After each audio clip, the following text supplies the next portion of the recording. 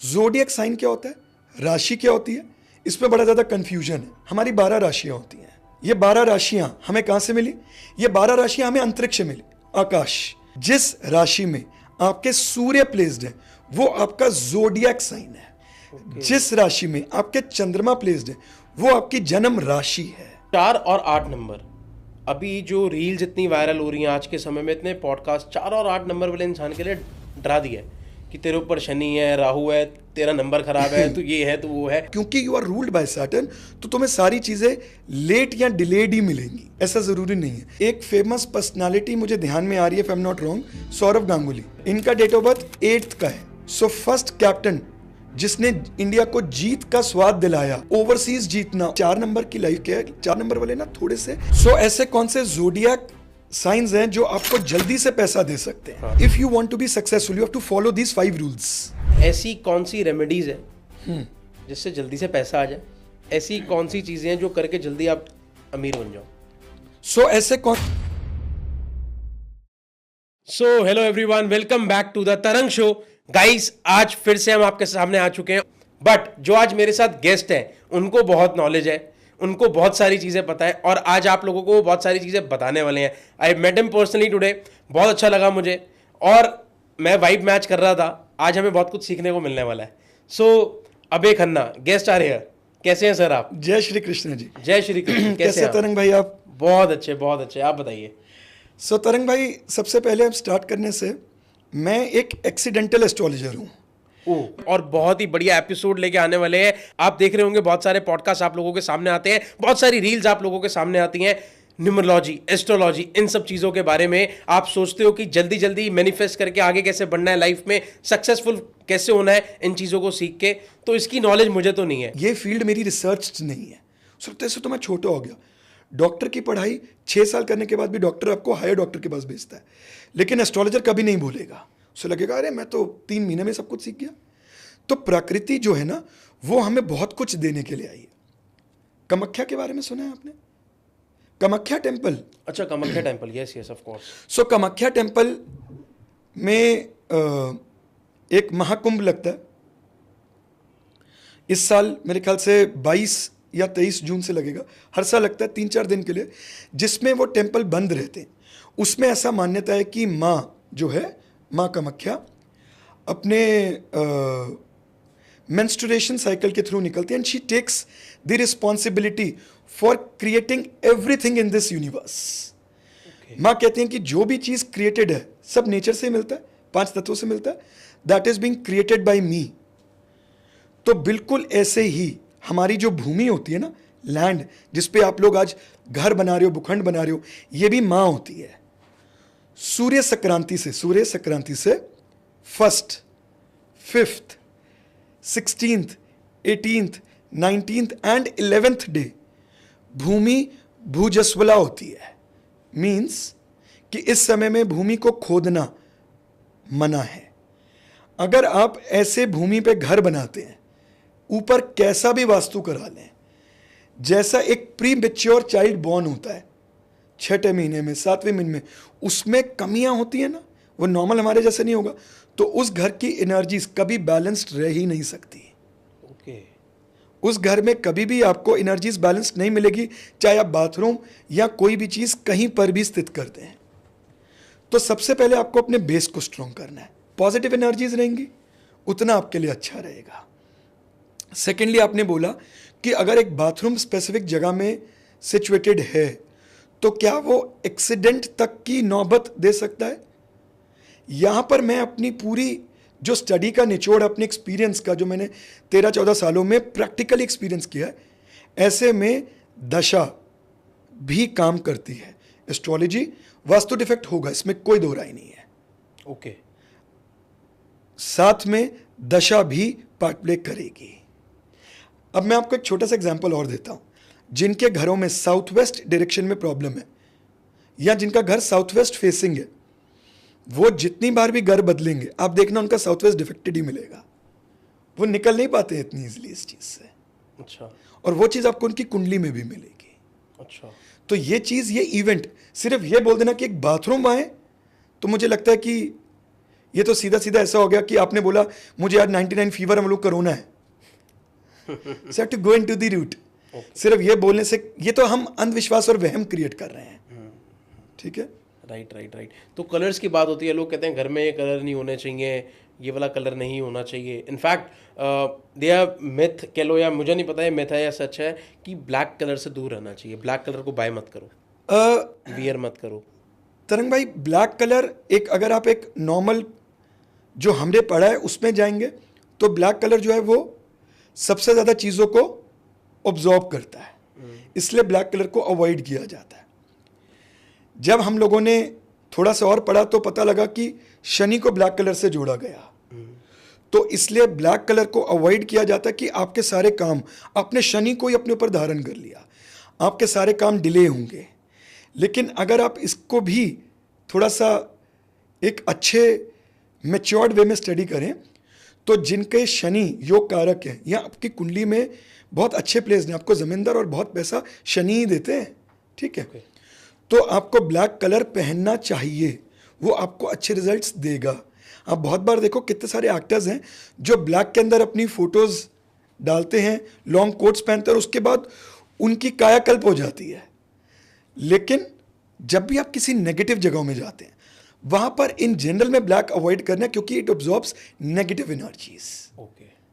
इसलिए नहीं कि वो आप अगर ब्लैक कलर पहनेंगे तो आज आपका एक्सीडेंट हो जाएगा, ऐसा नहीं है। नेगेटिव एनर्जीज को, नेगेटिविटी से दूर रहने के लिए बेसिकली ब्लैक एब्सोल्युटली जितना अवॉइड कर सकते हो। कलर की नेचर है ऑब्जॉर्व करना, वो ऑब्जॉर्व करता है, इसीलिए। सो बहुत सारे लोगों के मन में होता है कि उनका नंबर कैसा है, सबसे अच्छा बेस्ट नंबर कौन सा है? ये तो आपने वही वाली बात बोल दी ना जो मार्केट में चल रही है। नंबर कौन सा अच्छा है? 5। एक स्पेसिफिक वेस्ट डायरेक्शन मुंबई के लोग, उनको कहीं से ज्ञान मिला कि 6 नंबर इज द बेस्ट। मैंने तो आपको हर 1 से लेकर 9 सारे नंबर्स के सेलिब्रिटीज या पर्सनल लाइफ जिनकी बहुत बढ़िया चल रही है वो भी गिना सकता हूं। सो नंबर कोई भी बुरा नहीं है, नंबर कोई भी बुरा नहीं। सारे नंबर्स की अपनी एक स्पेसिफिक एनर्जी है। हमें अपने नंबर को, अपने आप को समझ के उसी के अकॉर्डिंग काम करना है। अगर हम उसी के अकॉर्डिंग काम करेंगे तो हम जितनी पोटेंशियल हमारी कुंडली में सक्सेस की लिखी हम उसको अटेन कर जाएंगे। ये एक नंबर्स का प्रोस्पेक्ट है। डन। अभी सर एक सबसे बड़ी चीज़ है आज के समय में ना, बहुत सारे लोग इन चीज़ों से अट्रैक्ट हो रहे हैं, एंड आई रियली वांट इस पे आप ना एक अपना ट्रू फैक्ट लेके आओ सामने कि ऐसी कौन सी रेमेडीज़ है जिससे जल्दी से पैसा आ जाए, ऐसी कौन सी चीज़ें हैं जो करके जल्दी आप अमीर बन जाओ। सो ऐसे कौन से ज़ोडिएक साइंस हैं जो आपको जल्दी से पैसा दे सकते हैं? हाँ, ऐसे कौन से ऐसे ज़ोडिएक साइंस हैं जो भाग्यशाली हैं कि जिन्हें पैसा मिलेगा ही मिलेगा? तो सबसे पहले मैं आपको एक सबसे बड़ी क्लैरिटीज देता हूं इसमें। ज़ोडिएक साइन क्या होता है, राशि क्या होती है, इसमें बड़ा ज़्यादा कंफ्यूजन है। ज़ोडिएक साइन क्या होता है? जिस राशि में हमारी 12 राशियां होती हैं, ये 12 राशियां हमें कहां से मिली? ये 12 राशियां हमें अंतरिक्ष से मिली, आकाश। जो आकाश है ना वो 12 हिस्सों में बांटा गया, उससे हमें 12 राशियां मिली। जिस राशि में आपके सूर्य प्लेस्ड है वो आपका ज़ोडिएक साइन है। जिस राशि में आपके चंद्रमा प्लेस्ड है वो आपकी जन्म राशि है। और जो राशि आपके लग्न में आ रही है वो आपका लग्न राशि है। जो लग्न है ये जनरली एस्ट्रोलॉजर्स या टेक्निकल बंदा यूज करता है। राशि और जोडियक ये आप बहुत कॉमनली सुनोगे, तो क्लैरिटी मिल गई। जोडियक क्या है? जहां पर आपका सन प्लेस्ड है, और राशि जहां आपका चंद्रमा प्लेस्ड है। कौन से जोडियक्स लकी हैं, कौन सी राशिज लकी हैं, उससे पहले क्या हम करोड़पति या मनचाहा result, personal, professional, love life, इसको अचीव कर सकते हैं? क्या हम अपना मनचाहा रिजल्ट अचीव कर सकते हैं, पर्सनल, प्रोफेशनल लाइफ? तो उसके अंदर एक बहुत इंपॉर्टेंट चीज आती है, साइंस ऑफ मैनिफेस्टेशन। एक बहुत अच्छी साइंस है ये। आप मैनिफेस्ट करें and you will actually get what ever you want. तरंग भाई, हम सब परमात्मा के बच्चे हैं, हमारे अंदर परमात्मा बसते हैं, ब्रह्मा, विष्णु, महेश। सो सबसे पहले कुछ भी मैनिफेस्ट करने के लिए एक ऐसी टेक्निक दे रहा हूं जो 100 साल क्या 1000 साल में भी कभी फेल नहीं गई। मैनिफेस्टेशन की ऐसी टेक्निक आप करें, 200% आपको रिजल्ट मिलेगा। मैनिफेस्टेशन के लिए आप अपने अंदर के परमात्मा को जगाएं, सबसे पहले ब्रह्मा द क्रिएटर, आपके पास वो सीड होना चाहिए। मैनिफेस्ट करना क्या है, be very precise with it.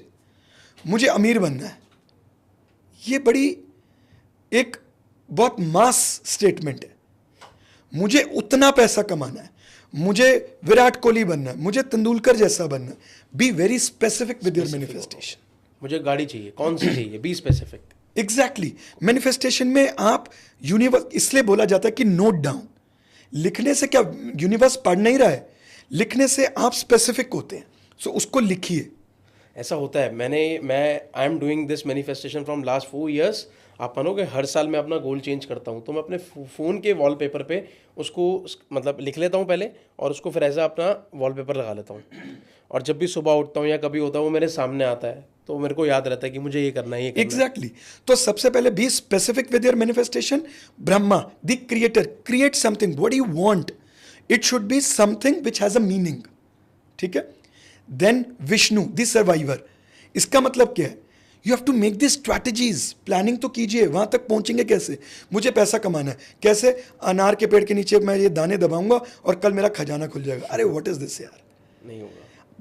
आपको प्लान्स बनाने हैं कि मेरी स्ट्रैटेजीज करिए तो सही, universe will definitely help you. मैं बताऊंगा ना कैसे।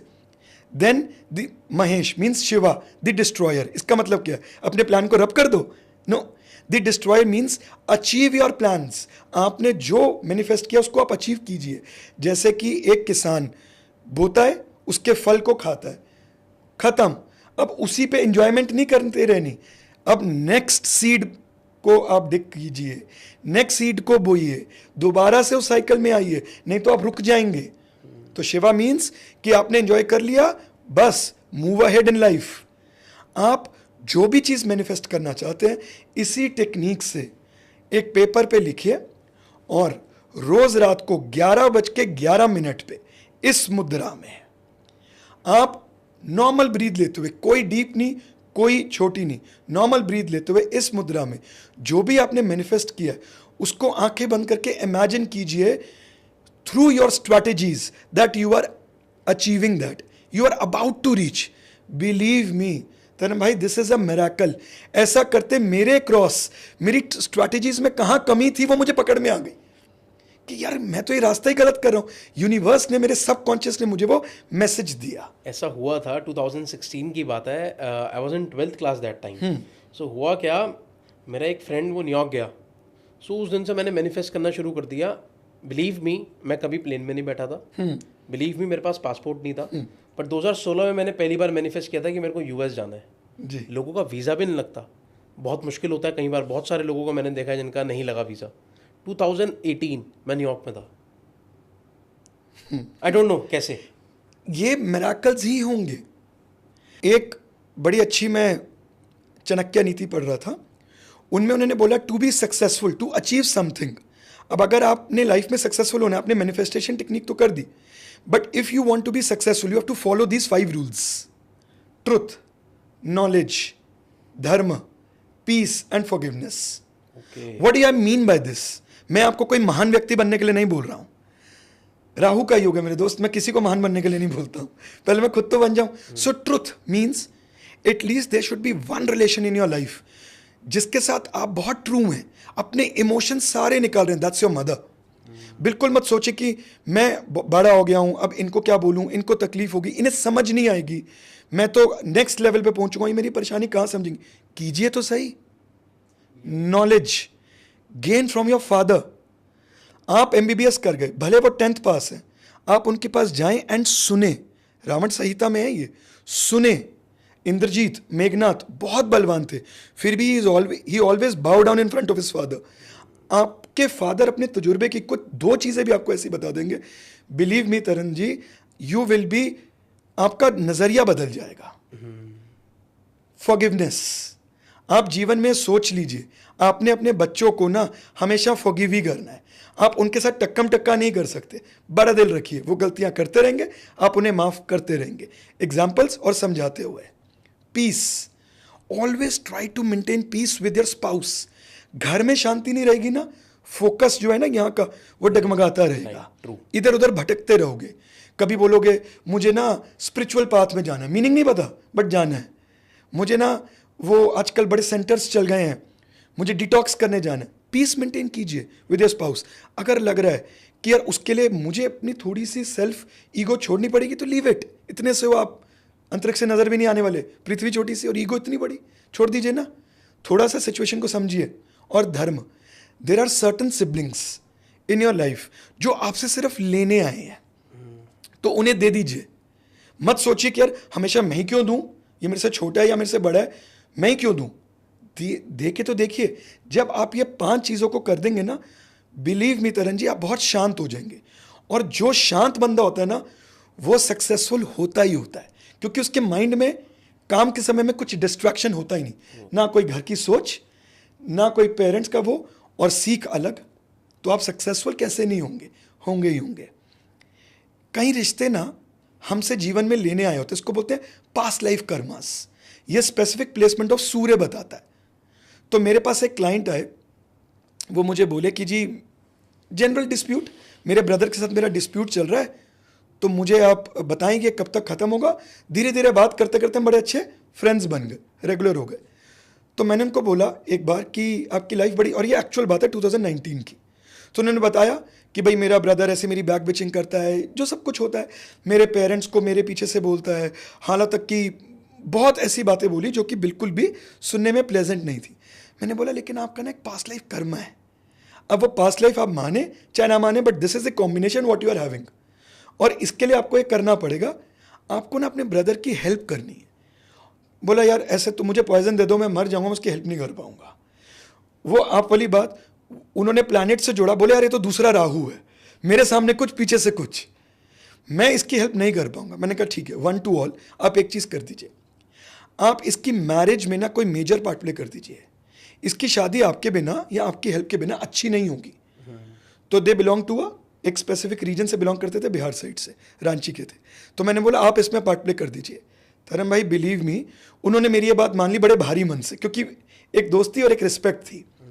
उन्होंने अपने ही मतलब रिलेटिव में अपनी वाइफ की साइड से उन्होंने अपने ब्रदर की शादी करवा दी, पूरी गारंटी वारंटी सब कुछ लेके कि लड़का तो अच्छा है। एंड ऑफ द डे बुरा नहीं था, उनकी नहीं बनती थी। उनका ऐसा करते 2019 में 84 का बर्थ है उनका, उनकी सैलरी थी 12 लाख रुपए। आप मानेंगे आज उनकी सैलरी कितनी है? We are in 2024, 65 lakhs।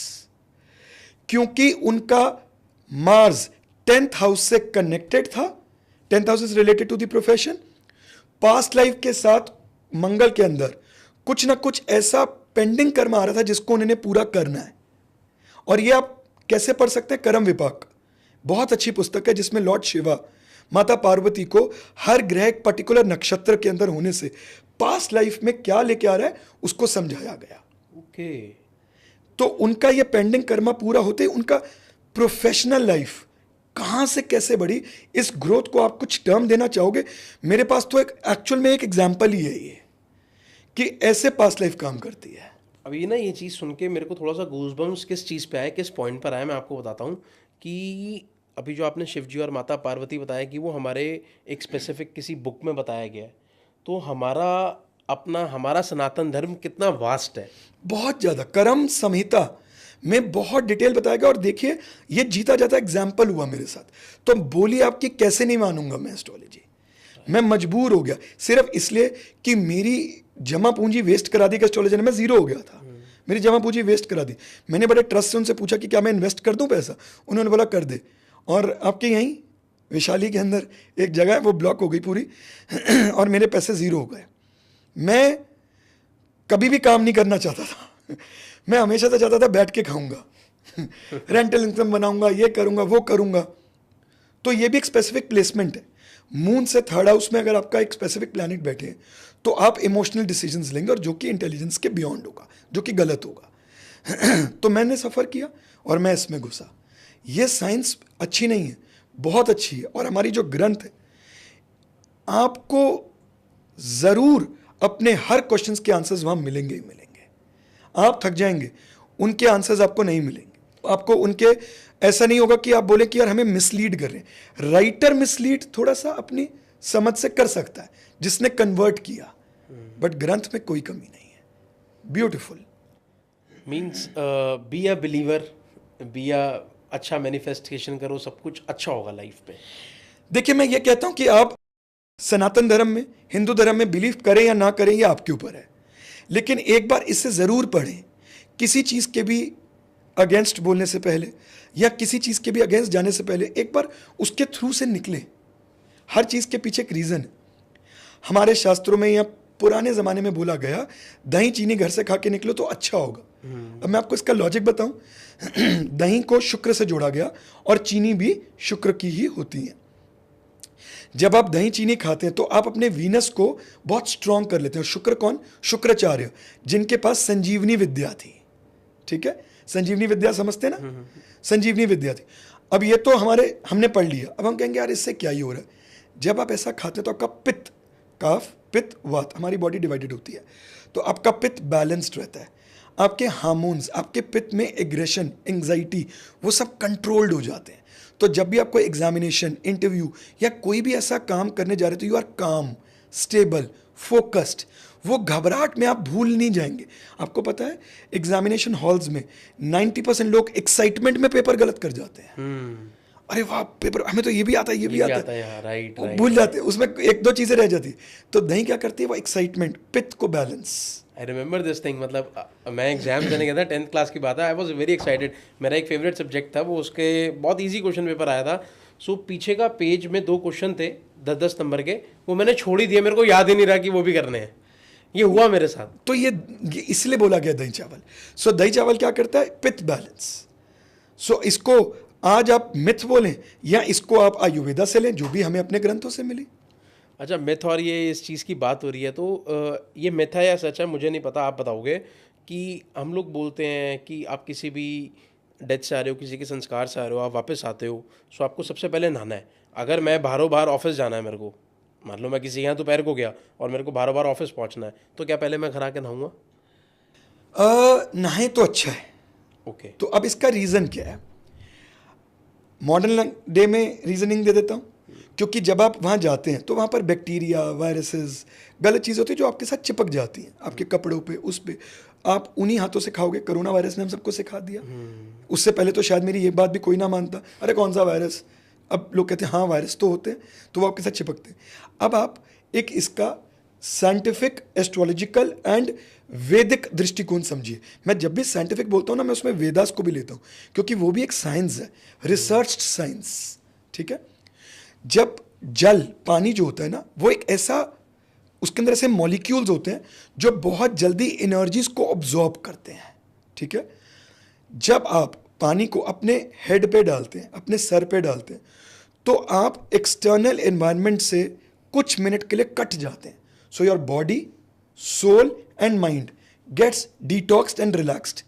वो सोच, वो फीलिंग, वो भावना जहां आप होके आए हो, कुछ समय में ना आपके मन में आएगा मैं क्यों भाग रहा हूं, अंत तो यही है, इंसान क्या लेके आया था, तो क्या काम करना छोड़ दें। और वहीं पर ही उसके एकदम बाद आपकी एक बहुत अच्छी मीटिंग है, तो वो बोल रहे जी what is your ambition in life. अब बोल रहे हो कुछ नहीं जाना सर, साथ सब कुछ ऐसा ही है। तो will you be able to impress them? तो वो नहाने से क्या होगा, आप वापसी समय में आ जाते हो। आपको लगता है कि मैं वापसी इस दुनिया में आ गया। पानी आपके इमोशंस को अपने साथ ले जाते हैं और आपको एक बैलेंस्ड व्यक्ति बनाते हैं, इसलिए नहाना चाहिए। जो आपका नाता वहां से आया था, आपके सबकॉन्शियस, आपकी सोच में वो टूट जाता है और आप दोबारा से तरोताज़ा हो जाते हैं। जल में बहुत शक्ति है। एक लास्ट क्वेश्चन और है मेरे मन में कि बहुत सारे न्यूमरोलॉजिस्ट, एस्ट्रोलॉजर आज के समय में कहते हैं कि पूजा पाठ भी करना चाहिए और कोई ना कोई किसी ना किसी नंबर से रिलेटेड बता देते हैं आपको हनुमान जी की पूजा करनी चाहिए, आपको शिव जी की पूजा करनी चाहिए। आपका क्या व्यू है? मतलब देखिए, पूजा आप किसी भी परमात्मा की कर सकते हैं। All deities are same. End of the day शक्ति एक ही है, तो आप किसी की भी करें, वो आपकी इच्छा है। लेकिन जब भी आप कभी भी किसी परमात्मा या किसी की तरफ डेडिकेट करें तो उसको बड़े अपने पूरे मन से करें, फिर उस पर डाउट ना रखें। अगर आप ट्रस्ट करेंगे, भक्ति में बहुत शक्ति है, तो आपको डेफिनेटली उसके रिजल्ट्स मिलेंगे। मैं आपको 1 to 9, आप नंबर्स की बहुत बात करते हो, फिर मैं ज़ोडिएक भी कवर कर दूंगा, बहुत सारे लोग वेट कर रहे हैं हमारी। As per your date of birth कौन से गिफ्ट्स आपको कभी नहीं लेने चाहिए, ये आप ज़रूर नोट डाउन कर लें। इसका इफेक्ट क्या है इसको मैं एंड में बताऊंगा। अगर आपके बर्थ का टोटल 1 है, जैसे कि 1, 10, 19 या 28, तो आपको मोबाइल फोन्स या woollen clothes, sweaters, jackets gift नहीं लेना। ओके। अगर आपका बर्थ का टोटल 2 है तो आपको कैसे भी करके एसेसरीज या लॉकेट्स गिफ्ट में नहीं लेने। अगर आपका बर्थ का टोटल 3 है, समझ गया कैसे? बर्थ का टोटल 3 है तो आपको कभी भी क्लोथ्स, कपड़े गिफ्ट में नहीं लेने, डिजाइनर ज्वेलरीज गिफ्ट में नहीं लेनी। अगर आपका बर्थ का टोटल 4 है तो आपको कभी भी फ्री में फूड आइटम्स नहीं लेने। आज तू खिला दे, आज ट्रीट है, नेवर डू दिस। थोड़ा सा कुछ पैसा जरूर मिलाओ। अगर आपका बर्थ का टोटल 5 है तो never accept chocolates as gift.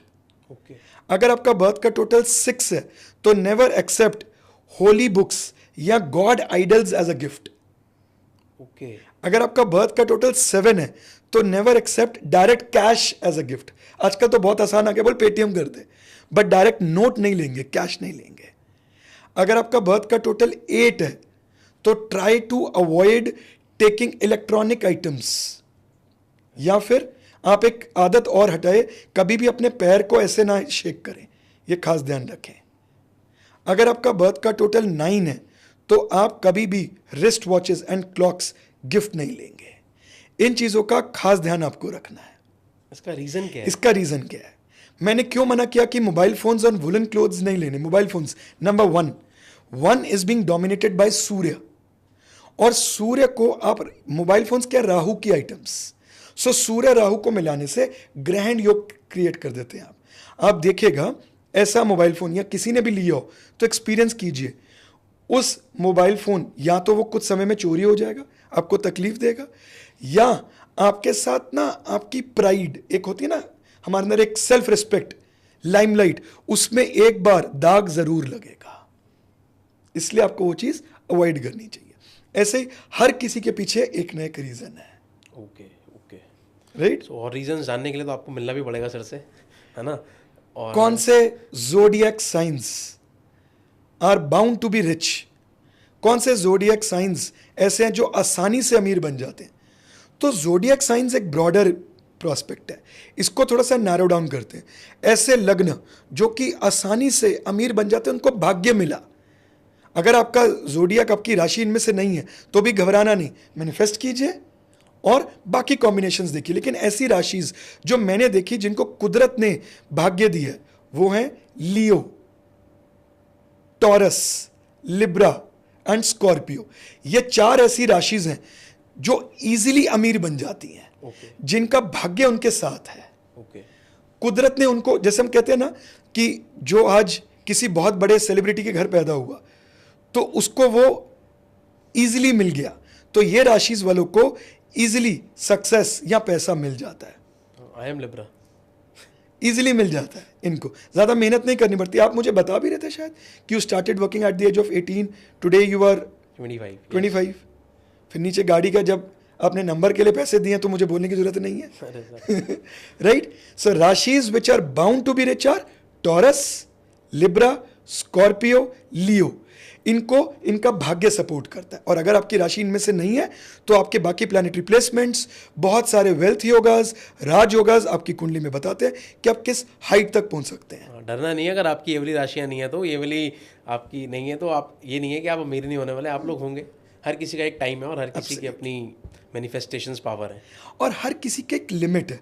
अगर आप उस लिमिट को समझ जाओगे ना तो आप अपने आप को परेशान नहीं करोगे। Right right. सो सर, बहुत सारी चीज़ें सीखने को मिली आज। और कोई एक ऐसा पॉइंट लास्ट में कि एक ऐसी चीज़, एक ये नेचुरल रेमेडी है, हर किसी को ये चीज़ करनी चाहिए कि आप लोगों की लाइफ में थोड़ी स्मूथनेस आएगी। एक ऐसी रेमेडी जो हर किसी को करनी चाहिए, बच्चा हो, बूढ़ा हो, पापा मम्मी भाई बहन, हर किसी को करनी चाहिए। देखिए, जिसको हम बोलते हैं कि जी एक ऐसी फ्लैट, इसको रेमेडी से ज़्यादा मैं नाम देना चाहूँगा दिनचर्या।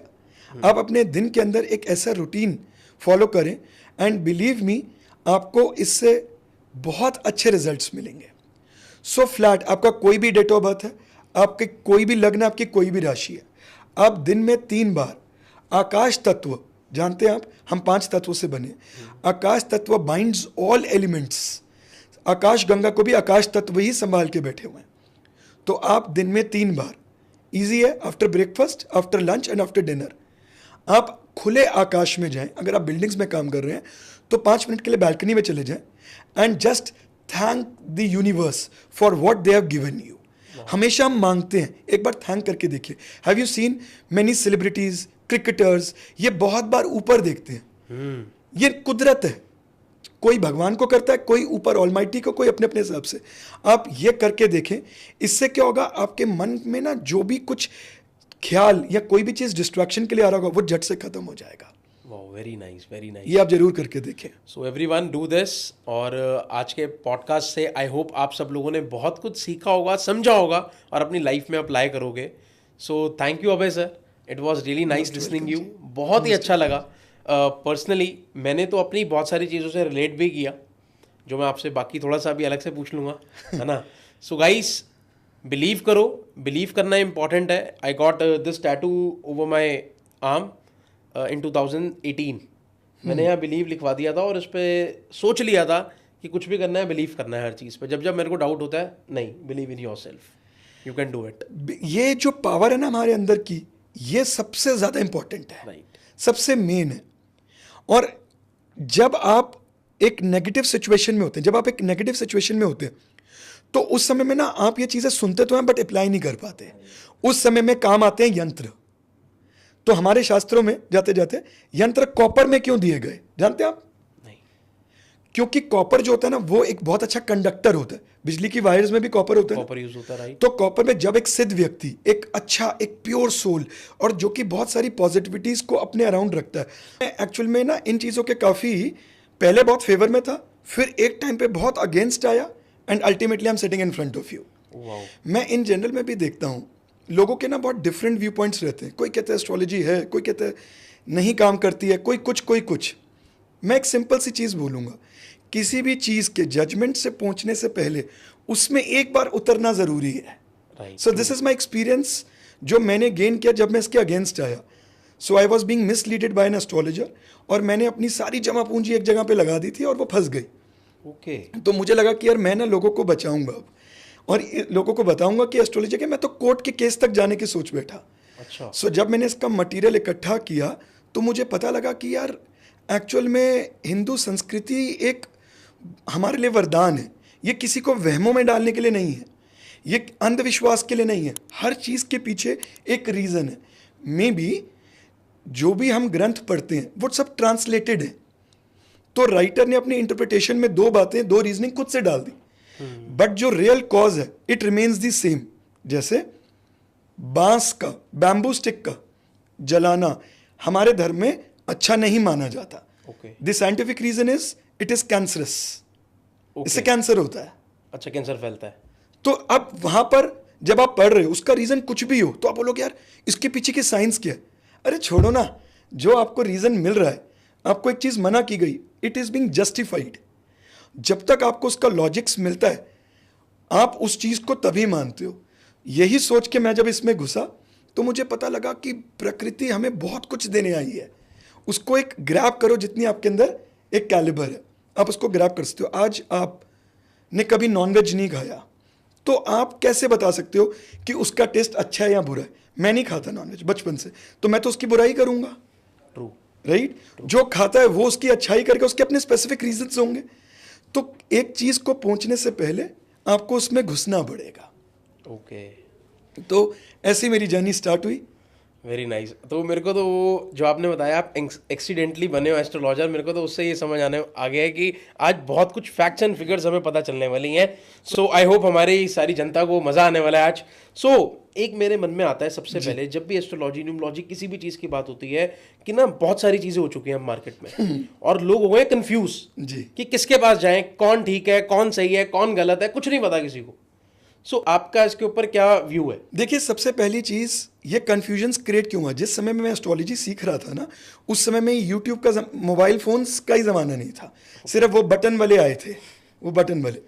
तो अब क्योंकि ये राहु ने डोमिनेट कर लिया, इसलिए कन्फ्यूजन्स आनी शुरू हो गई। हम भी आज राहु के माध्यम से ही लोगों तक पहुंच रहे। तो इसका सबसे अच्छा और एक बेसिक फंडा है, थोड़ी थोड़ी नॉलेज खुद भी गेन कर लो। थोड़ा थोड़ा सीखने में कोई बुराई नहीं है। ठीक है, आप अगर एक प्रोफेशनल प्रैक्टिशनर नहीं बनना चाहते तो भी आप इसको सीखें। आप अपना और अपने घर वालों का भला कर सकते हैं। टू बी वेरी ऑनेस्ट, मैं इस फील्ड में कभी भी इस माइंडसेट से आया ही नहीं था कि मुझे एक प्रोफेशनल एस्ट्रोलॉजर बनना है। मैं तो अगेंस्ट आया, फिर जब लगा कि अच्छा है तो अपने लिए यूज़ करूँगा। तो आप एक छोटी छोटी जो नॉलेज है ना, एक कायदे से, एक गुरु से लीजिए। क्योंकि ये विद्या सरस्वती नहीं है, गुरु है, बृहस्पति है। इसका मतलब कि ये अपने आप पढ़ के नहीं आएगी। बिलीव मी, मैंने बहुत बुक्स पढ़ी हैं। रावण संहिता भी खुद पढ़ी 3 बार, भागवत गीता तो कितनी बार, ये नहीं समझ में आती हैं। यू नीड अ गुरु। तो थोड़ी सी एक ब्रशिंग अप ले लीजिए, एंड उसके बाद बिफोर जंपिंग इनटू कि भाई मुझे आ गया और मैं अब खुद से उसकी रेमेडीज या लोगों को ज्ञान बांटने से ज़्यादा किसी के आगे हीरो नहीं बनना। एक्सपेरिमेंट्स करो, देखो, and take the help of an expertise. अब आपने बोला कि जी इतनी सारी फील्ड्स हैं, हम इसका कैसे डिफ्रेंशिएट करें। देखिए, हर एक फील्ड की अपनी एक लिमिटेशंस हैं। न्यूमरोलॉजी आपको नंबर्स एंड नेम्स की वाइब्रेशन कैच कराती है। सो अगर आपको कोई कंपनी का नेम रखना है, कोई अपना नाम रखना है, नामकरण करना है, तो उसमें न्यूमरोलॉजी बहुत मेजर पार्ट प्ले करती है। और न्यूमरोलॉजी से आपको कंपैटिबिलिटी भी बड़ी इजीली जज हो जाती है। अब आपका नेचर देखना है, आपका डेट ऑफ बर्थ है मेरे ख्याल से 6, तो अभी बाकी का छोड़ देते हैं, भाग्यांक छोड़ देते, तो मैं सीधा आपकी नेचर को नंबर से जज कर सकता हूँ। तो मुझे पता है how to deal with you. अब देखो, मुझे पता था कि आपका 6 है, तो मैं प्योर वाइट अच्छे से कपड़े पहन के आया। तो नहीं, अभी मैं ऐसे ही नॉर्मल टी शर्ट उसमें आता, आपको फील ही ना आती, बिकॉज यू लव लग्जरी। थोड़ा सा साफ सुथरा अच्छे से प्रेजेंट करूंगा मैं अपने आप को। So this is your nature. तो आप जल्दी जल्दी लोगों की ऐसी चीजें पकड़ सकते हैं। लेकिन जब आप इस पे जाते हैं कि कौन सा नंबर या कौन सी चीज मेरी को 100% सूट करेगी, वो आती है mother of all sciences, that is astrology. Astrology के पास हर चीज का आंसर है। That is the end of everything. उससे ऊपर आपके पास ऑकल्ट फील्ड में कुछ नहीं है।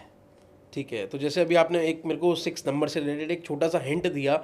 Majorly I am 6 number, but हमारे व्यूअर्स कोई 1 होगा, कोई 2 होगा, तो 1 से 9 तक के लिए कुछ एक पॉइंट ऐसा कि उनको रिलेट हो जाए अभी इसके अंदर कि हाँ मैं 1 नंबर हूँ, मैं 2 नंबर हूँ, मैं 5 नंबर हूँ, कि ये है मेरे लिए। देखिए, नंबर्स के कैरेक्टर्स तो आप बहुत ऑफनली सुनते भी रहेंगे और बहुत डाटा अवेलेबल है। मैं आपको एक इन्फॉर्मेटिव वीडियो देता हूँ इसमें।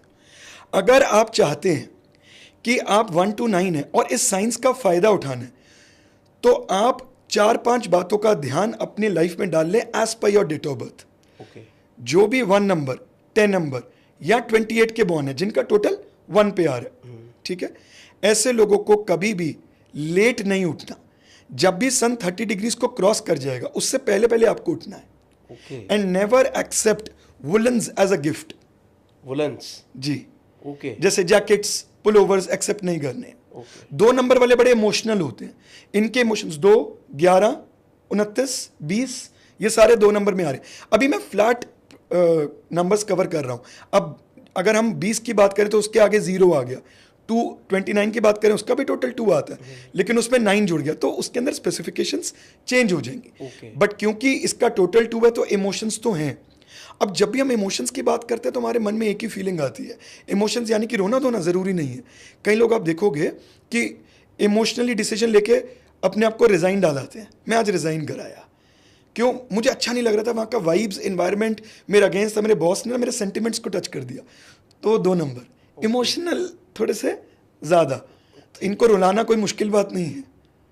जो भी 3 नंबर वाले होते हैं, ये काफ़ी वाइज, इंटेलिजेंट, समझदार, नॉलेज को सूझबूझ के करने वाले होते हैं, लेकिन ये जीवन में एक मेजर डिसीजन अपने खुद के लिए गलत ज़रूर करते हैं।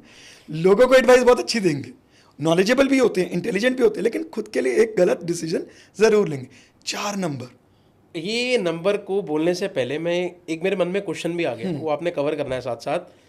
4 और 8 नंबर, अभी जो रील्स इतनी वायरल हो रही हैं आज के समय में, इतने पॉडकास्ट 4 और 8 नंबर वाले इंसान के लिए डरा दिया है कि तेरे ऊपर शनि है, राहु है, तेरा नंबर खराब है, तू ये है, तू वो है। यही हो रहा है मेरे को जो ऐसा लगता है। बहुत सारे लोगों को, मेरे आसपास के लोग मेरे से पूछते हैं कि तरंग भाई मेरा 4 नंबर है तो क्या मैं लाइफ में सक्सेसफुल नहीं होऊंगा? सो इन शॉर्ट, एक फेमस पर्सनालिटी मुझे ध्यान में आ रही है, if I am not wrong, Saurav Ganguly. Okay इनका डेट ऑफ बर्थ 8th का है। Okay month I am forgetting, year is 72 I suppose, month मैं भूल गया हूँ। सो इनका 8th हो गया, तो कैसे बने हैं सौरव गांगुली फिर? ठीक है। सो सिर्फ आप एक नंबर को ये लेके ये नहीं बोल सकते हैं कि नेटिव अपनी लाइफ में सक्सेसफुल होगा या नहीं होगा। हाँ, 8 नंबर का कैरेक्टर जरूर पकड़िए। 8 नंबर वाले बहुत डिटर्मिन्ड और फोकस्ड होते हैं। हार्ड वर्किंग इनके अंदर होती है, ये खुद भी हार्ड वर्कर्स हैं। तो इनको ये बोल दिया गया क्योंकि you are ruled by Saturn, तो तुम्हें सारी चीजें लेट या डिलेड ही मिलेंगी। ऐसा जरूरी नहीं है। अगर आप थोड़ा सा भी क्रिकेट देखते हैं, सो फर्स्ट कैप्टन जिसने इंडिया को जीत का स्वाद दिलाया, ओवरसीज जीतना और इंडियन टीम के लिए इतना ज्यादा वो कराया, तो he was Sourav Ganguly. Lord's में पहली बार उन्होंने जिताया था। तो 8 नंबर ने सक्सेस नहीं लिया क्या? ऐसा नहीं है। कुदरत ने भी ना आपको अगर कोई नंबर दिया है, कोई नंबर बुरा नहीं होता है, सारे नंबर अच्छे हैं, सबके अपने कैरेक्टर्स हैं। जैसे 4 नंबर की लाइफ क्या है, 4 नंबर वाले ना थोड़े से इंटेलिजेंट होते हैं, सिचुएशनल इंटेलिजेंट। मे बी इनके पास रूट्स उस सब्जेक्ट की बहुत ज़्यादा स्ट्रांग नहीं होंगी, तो ये थोड़े से क्लेवर होते हैं, जल्दी से ऊपर का पढ़ के अपने आप को कॉन्फिडेंशियली प्रेजेंट कर लेंगे, हाँ हमें तो ये चीज़ आती है, 4 बातें बोल देंगे तो आपको लगेगा हाँ आती है। तो इसमें बुराई क्या है? हाँ, ये ज़रूर कहा जाता है कि अगर आपका नंबर 4 है तो you should avoid wasting electricity. यानी कि अगर आप कमरे से बाहर जा रहे हैं, रूम से बाहर जा रहे हैं, चाहे वो रूम आपका है या आपके ऑफिस का दिया है, तो आप लाइट्स, फैंस, जो भी चीज़ें आपको लगता है कि बंद होनी चाहिए उस समय पे, एसीज, उसको सेव करें। ठीक है। 4 नंबर वाले की लाइफ अनसर्टेन ज़्यादा बताई जाती है। ये कौन सी किताब में लिखा है कि अनसर्टेनिटी हमेशा नेगेटिव ही होती है? ये एकदम से बहुत अमीर भी बन जाते हैं, राहु एकदम से बहुत हाई भी लेके जाते हैं। एंड सेकेंडली, जैसा मैंने आपको बताया कि कोई भी एक पर्टिकुलर नंबर बुरा नहीं होता। 4 नंबर का कैरेक्टर है ऐसा, जहाँ तक ढीला नहीं रह सकता, वो ढीला नहीं है। 9 नंबर ऐसे नेटिव के अंदर एनर्जी बहुत हाई होती है, ओवर डिसिप्लिन होता है, उसके अंदर एनर्जी ऐसी रहेगी कि वो पंक्चुअल टाइम से पहले पहुंचेगा। आज मैं आपके पास टाइम से पहले, 9 नंबर। Okay right. उसको होता है कि यार उसकी तो ऐसे में ना कभी कभी इसकी एनर्जी वेस्ट चली जाती है। मैं वो जो 20 मिनट या 15 मिनट मैंने लगाए, उस 15 मिनट में मैं कुछ प्रोडक्टिव कर सकता था, तो कभी कभी ये अपनी एनर्जी को ना ओवर यूज कर जाते हैं। ठीक है। तो ये इनका कैरेक्टर है। 8 नंबर में भी जैसे मैंने आपको बताया, फोकस्ड है, डिटर्मिन्ड है, लेकिन कभी कभी किसी एक चीज पे ज्यादा समय दे देते हैं। अभी मान लीजिए एक 3 इडियट्स लास्ट मूवी मैंने देखी थी, उसके बाद मैंने मूवी नहीं देखी। तो उसका एक डायलॉग याद है मुझे, वो टूथपेस्ट को बाहर निकालते और बोलता है कि अब इसको वापसी डालो। तो 8 नंबर अगर फोकस में है, वो लग जाएगा वापसी डालने में, मेहनत। तो आपने सोच के समझ के मेहनत करनी है, आपको स्मार्ट वर्कर बनना है। तो ये सिर्फ 8 नंबर बोलने से नहीं आता, ये उनके कैरेक्टर में है कि वो हार्ड वर्कर्स हैं। बाकी डेट ऑफ बर्थ उनकी कुंडली और बेहतर बताएगी।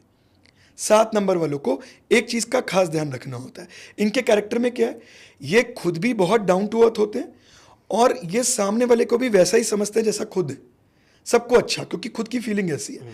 बट इनको सिर्फ एक चीज से बचना होता है कि don't trust anyone before you have researched on that subject, क्योंकि तुम खुद में बहुत ज्यादा रिसर्च। तो आपको एक बात बताता हूं 7 नंबर से।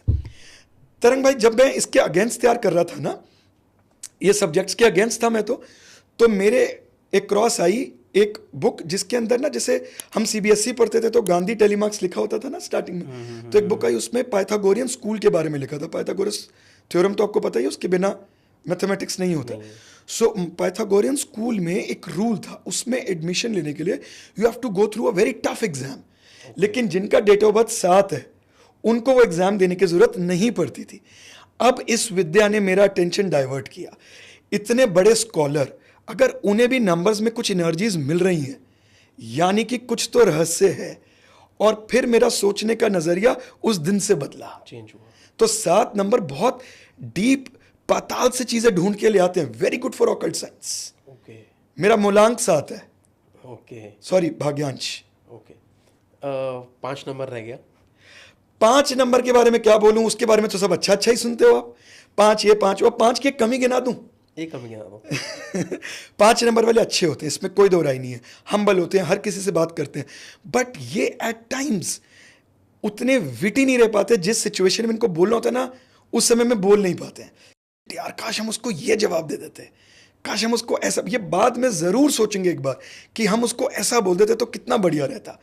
हम्बलनेस में they are very good, friendly है, सब कुछ है, बट जब अपने आप को डिफेंड करने की या डिबेट की बारी आ रही है तो उस सिचुएशन में थोड़ा सा डामाडोल हो जाते हैं। रेस्ट 5 को सबसे ज्यादा अच्छा नंबर इसलिए बोला गया क्योंकि इसका 1 से 9 न्यूमरोलॉजी में कोई भी दुश्मन नहीं है। ओके, इसलिए बोला गया कि किसी की भी एनर्जी वीक पड़ रही है तो 5 दे दो। 5 is good for everyone. Okay, very nice, very nice. So बड़ा इन्फॉर्मेशन मिल रहा है अब अलग अलग तरीके से। थोड़ी एक और चीज़ है, जब जब लोग किसी नेगेटिव एनर्जीज में होते हैं, उनको लगता है हमारे साथ कुछ अच्छा नहीं हो रहा, तो सोचते हैं हमारा कोई कोई उनको बोलता है तुम्हारा राहु केतु चल रहा है या तुम्हारा शनि भारी चल रहा है, तो उसको कैसे संभालें, उसकी क्या रेमेडीज होती हैं, उनको कैसे संभालना चाहिए? देखिए, सबसे पहले कैसे पता लगे कि आपके ऊपर ब्लैक मैजिक है भी या आपके मन का वहम है, क्योंकि आपने बहुत सारी ऐसी वीडियोस देख ली हैं तो मन में वहम भी आ जाता है ना कि यार ब्लैक मैजिक। कई लोग कहेंगे ब्लैक मैजिक कुछ नहीं होता, नज़र दोष नहीं होता, सबका अपना अपना मत है, जैसे मैंने स्टार्टिंग में बोला। बट फिर भी मुझे लगता है कि बाहर नेगेटिव एनर्जीज और वायरस होते हैं, so you have to protect yourself. Symptoms क्या हैं कि एक्चुअल में ब्लैक मैजिक है? आप खाना खा रहे हैं, खाना खाते समय अचानक से एसी रूम है, अचानक से पसीना आ जाना, स्वेटिंग शुरू हो जाना, खासकर नेक वाले एरिया में, ओके, यानी कि कहीं ना कहीं कोई गड़बड़ी है। ओके, एक बार नहीं, 2 बार नहीं, 3 बार नहीं, आप जब भी कोई काम करने निकलते हैं कोई ना कोई विघ्न, कोई ना कोई ऑब्स्टिकल आपकी लाइफ में आ ही जाता है। जैसे कि आप घर से काम करने निकले, घर से ही फोन आ गया कोई बहुत इंपॉर्टेंट चीज के लिए, तो you have to take a U turn, आपको दोबारा वापसी जाना है, उस वजह से वो बंदा चला गया, राइट? जिससे मिलने जा रहे हो, समय से वेट कर रहे हो, वो ही नहीं पहुंच पाया, एंड तक रूटीन नहीं पता, या फिर आप बहुत सारे इंटरव्यूज को देने लगे हो और हर जगह फाइनल राउंड में आके रुक जाते हो।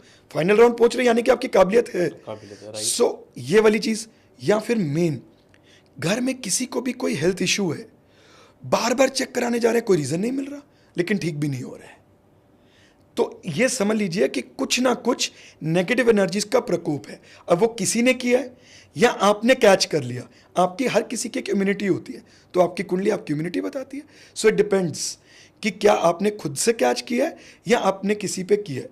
तो अगर आपको कुछ ऐसा लगे, हाँ, आपने बोला कि क्यों राहु केतु शनि से लोग डरते हैं, क्योंकि बोला जाता है कि कोई भी नेगेटिव ऊर्जाएं, ब्लैक मैजिक बिना इनकी मदद के नहीं होती हैं, और ज़्यादातर इसलिए इनसे डराया जाता है। जबकि सच बताऊं तो आपने 8 नंबर की बात करी, जिसकी कुंडली में 8 नंबर नहीं है, ऐसा जातक किसी एक काम पे स्टेबल नहीं रह सकता है।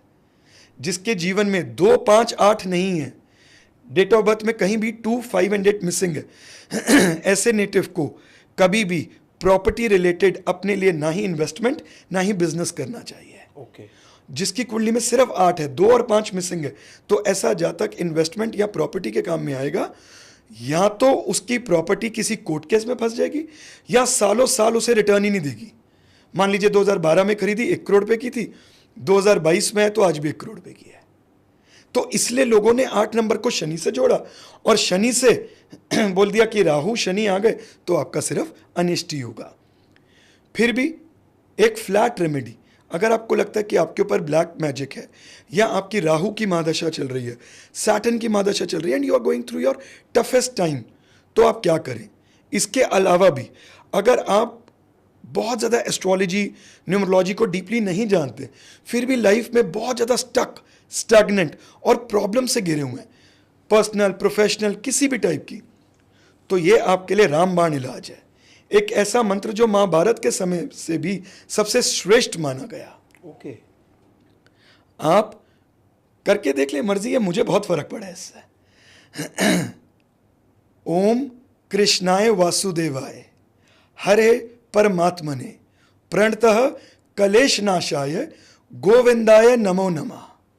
ओके, ये मंत्र का जाप दिन में 5 मिनट किस समय करना है वो बहुत महत्वपूर्ण है। आप यूनिवर्स को मैसेज 2 बार, यूनिवर्स आपको ऐसा समय देता है जिस समय में आप उनको कोई भी मैसेज दें, परमात्मा तक आपकी आवाज पहुंचेगी। एक सुबह, आपने बहुत सुना होगा ब्रह्म मुहूर्त, क्यों? क्योंकि उस समय में रात्रि से दिन की तरफ हम जा रहे हैं, ना दिन है ना रात है। ऐसा एक समय संध्या में भी आता है, सनसेट, और सनसेट होने के 20-25 मिनट तक और सनसेट से 20-25 मिनट कंप्लीट होने से पहले ये शुरू हो जाता है, जिसको हम संध्या बोलते हैं। इस समय पे अगर आप इस मंत्र का जाप करें, रिजल्ट आप खुद ही बता दीजिएगा। आप उस टकअप सिचुएशन से विद इन 7 डेज, ये ऐसा मंत्र है, विद इन 7 डेज ये आपको कोई ना कोई रास्ता दिखाना शुरू कर देगा। Sir I am telling you, अगर मैं सच बता रहा हूँ, ये सेम टाइम पर करके देखना लोग, अगर इससे इफेक्ट पड़ेगा।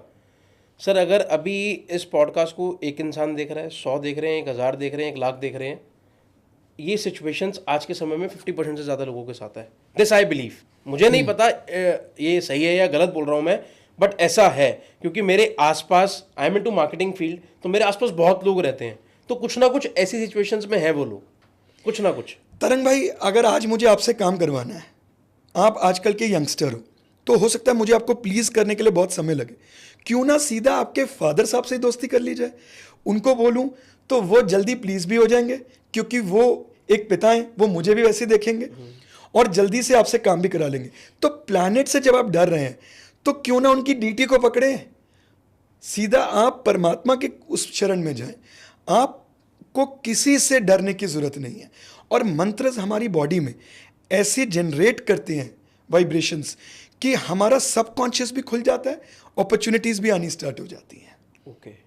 मैं इसके साथ एक और रेमेडी दे देता हूँ। अगर किसी को लगता है कि राहु की दशा चल रही है या उनके ऊपर किसी भी टाइप का ब्लैक मैजिक है, ऐसा उनको विश्वास है कि कुछ बुरा भी हो रहा है, तो रोज सुबह नहाने से पहले एक चुटकी एक मिक्सचर बनाएं, जिसमें आप थोड़ा सा 50 ग्राम आंवला पाउडर, हींग पाउडर और ब्लैक सीसमे, काले तिल, इसको ड्राई रोस्ट करके इसका भी पाउडर बना लीजिए। इन तीनों को मिक्स करके नहाने से पहले अपनी बकेट में 2 चुटकी डाल दीजिए। अब आप इस पानी से नहाइए। विद इन 7 डेज आपको खुद ही फील होना शुरू हो जाएगा कि आपके ऊपर कुछ नहीं है, देयर इज नो नेगेटिविटी। सब कुछ क्या है, सब नेगेटिव ऊर्जाएं तो हैं, आप इससे बाहर आना स्टार्ट हो जाए। Really want to know one thing more. By chance वाली बात है, हर किसी के घर में बकेट है, जो लोग शावर से नहाते हैं तो वो क्या एक गिलास में डाल के अपने ऊपर डाल के शावर कर लें? करेक्ट। तो पहले वो मग में डाल के पहला मग ऊपर ले लें, you can continue with your normal bath. Okay, बिल्कुल परफेक्ट। तो हर किसी को मिल गया कि जिसके घर में शावर है उसके लिए भी कोई प्रॉब्लम नहीं है, और जिसको बकेट से करना उसके लिए भी कोई प्रॉब्लम नहीं है। और जो नहीं नहाते उनका चंद्रमा और 2 नंबर वैसे ही खराब हो गया। होते हैं लोग, अच्छा, 3-3 दिन 4-4 दिन नहीं नहा रहे, चंद्रमा खराब कर रहे हैं। आपको झट से, आपको जरूरी नहीं है कि एस्ट्रोलॉजी आने की जरूरत है, आप हैबिट से भी बता सकते हैं। जो बेड पे ऑफनली खाना खाते हैं उनका शुक्र खराब मिलेगा ही मिलेगा। Okay, right. सो एक तो बहुत सारी चीजें हैं आज के समय में ना, वास्तु पे भी लोग बिलीव करने लगे हैं। तो घर में क्या डायरेक्शन होनी चाहिए, घर कौन से फेस का होना चाहिए, बहुत सारे लोग बहुत सारी थिंकिंग करते हैं कि वॉशरूम का होना चाहिए। इनफैक्ट अभी मैं किसी का पॉडकास्ट देख रहा था, खुद ही देख रहा था जी, और उनका रील मेरे सामने आया, तो मैं थोड़ा सा इंटरेस्टेड हुआ देखने के लिए। वो बता रहे थे कि ऋषभ पंत का एक्सीडेंट हुआ, उसके घर में बाथरूम उस तरफ होगा इसलिए हुआ। ऐसा थोड़ी होगा, मतलब मैं पर्सनली बिलीव नहीं करा। ऐसा क्यों बोलते हैं? तरंग भाई, सबसे पहले वास्तु या कोई भी हम साइंस की बात करें, सी न्यूमरोलॉजी का हमारे शास्त्रों में डायरेक्टली कोई वर्णन नहीं है। लेकिन एस्ट्रोलॉजी और वास्तु सब कुछ आपको ग्रंथों से मिलेगा। स्थापत्य वेद, उसके अंदर अच्छा खासा आपको वास्तु का ज्ञान मिलेगा। हमारी प्रकृति जो है ना, it is full of giving. आप कितना लेते हैं वो आपके ऊपर है। बहुत बार ना जब मैं पढ़ाता हूं तो लोग, स्टूडेंट्स मेरे से पूछते हैं, सर हमें ये चीज़ आ जाएगी? मैंने कहा, when you go to a departmental, आप सब कुछ तो नहीं लेके आते हो, सी योर स्ट्रेंथ, उसी चीज़ को पकड़ लो। राइट। एक एस्ट्रोलॉजर, एक वास्तु कंसल्टेंट या एक न्यूमरोलॉजिस्ट या किसी भी टाइप का ऑकल्ट मास्टर, उसको ना ये बोलने में बहुत बुरा लगता है। So we are going to end this podcast now guys. Channel को सब्सक्राइब करके रखो, ऐसे अच्छे अच्छे पॉडकास्ट आप लोगों के लिए आते रहेंगे, आप इतनी सारी चीजें सीखते रहोगे। आई होप आप सब लोगों को मजा आ रहा होगा। कमेंट करके बताओ कि आपको इस पॉडकास्ट का सबसे अच्छा पार्ट कौन सा लगा और आप नेक्स्ट गेस्ट कैसा चाहते हैं। Thank you so much. जय श्री कृष्णा। जय श्री कृष्णा।